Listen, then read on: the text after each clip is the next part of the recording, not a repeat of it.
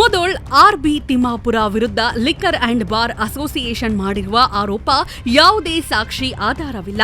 ರಾಜಕೀಯ ಪ್ರೇರಿತ ಹಾಗೂ ಅಬಕಾರಿ ಸಚಿವರಾದ ತಿಮ್ಮಾಪುರ ಮುಖಕ್ಕೆ ಕಪ್ಪು ಮಸಿ ಬಳಿಯುವ ಕೆಲಸವಾಗಿದೆ ಎಂದು ಸಂತೋಷ್ ಫಾಲೋಜಿ ನಗರಸಭೆ ಸದಸ್ಯ ಬಾರ್ ಅಸೋಸಿಯೇಷನ್ ವಿರುದ್ಧ ವಾಗ್ದಾಳಿ ನಡೆಸಿದರು. ಕೂಡಲೇ ಬಾರ್ ಲಿಕ್ಕರ್ ಅಸೋಸಿಯೇಷನ್ ರವರ ಮೇಲೆ ಎಫ್ಐಆರ್ ದಾಖಲಿಸಿ ಬಂಧನ ಮಾಡಬೇಕು ಎಂದು ಸಂತೋಷ್ ಫಾಲೋಜಿ ಸರ್ಕಾರವನ್ನ ಆಗ್ರಹಿಸಿದರು. ಆರ್ಬಿ ತಿಮ್ಮಾಪುರ ಸಾಹೇಬರು ಅಬಕಾರಿ ಸಚಿವರಾದಂಥ ಅವರ ವಿರುದ್ಧ ಲಿಕ್ಕರ್ ಬಾರ್ ಅಸೋಸಿಯೇಷನ್ದವರು ಸುಳ್ಳು ಆರೋಪವನ್ನು ಮಾಡಿರುತ್ತಾರೆ.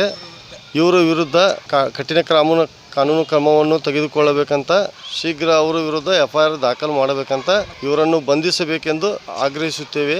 ಸಂತೋಷ್ ಪಾಲೋಜಿ ನಗರಸಭೆ ಸದಸ್ಯರು.